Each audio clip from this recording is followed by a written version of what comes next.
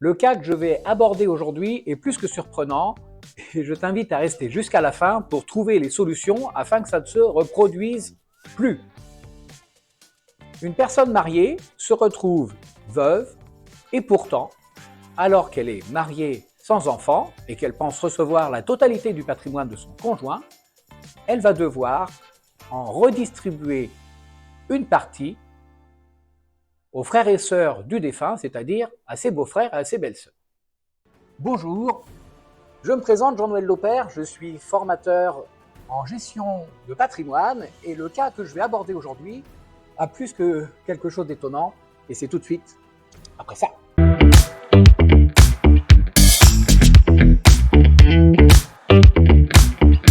Le droit de retour, c'est tout simplement quand un enfant reçoit une donation de ses parents, eh bien, au moment où lui-même prédécède avant ses parents, ces derniers peuvent être amenés à récupérer le bien qu'ils avaient donné à leur enfant.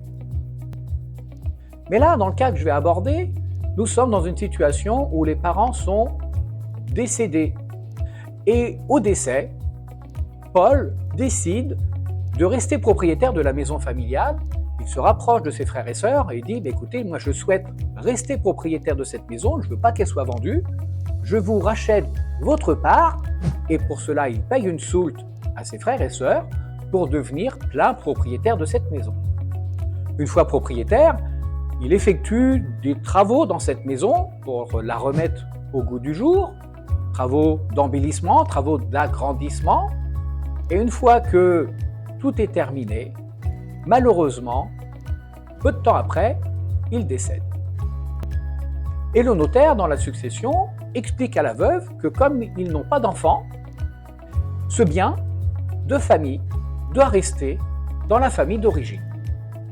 Et par conséquent, la moitié de la valeur de la maison doit revenir aux frères et sœurs. Article 757.3 du Code civil. L'épouse dit écoutez, je comprends que cette maison puisse revenir aux frères et sœurs, mais ils ont déjà été indemnisés, on leur a versé une soulte. Donc vous déduisez la soulte de ce que je leur dois. Non, pas du tout. L'article 757.3 ne prévoit pas de déduire la soulte. On a fait des travaux dans cette maison. Ils ne vont pas être gagnants du beurre et de l'argent du beurre. Vous tenez compte des travaux et vous les déduisez de la valeur qui leur revient. Ben non, pas du tout. L'article 757.3 n'a pas prévu de tenir compte des travaux effectués. Donc je prends la valeur du bien à aujourd'hui, à la date du décès, et 50% doivent revenir aux frères et sœurs. Et pourtant, cette situation aurait pu être évitée. Le droit de retour ne fonctionne que dans des situations précises. Il faut que le bien soit présent en nature. Si la maison avait été vendue, évidemment, elle n'était plus là, il n'y avait plus de notion de droit de retour. On aurait pu préparer la succession en faisant un testament en faveur du conjoint. J'aurais pu faire une donation entre époux. Et avec cette donation, le conjoint aurait reçu la totalité du patrimoine. Mais faute de testament et faute de donation, effectivement, on met en place le droit de retour.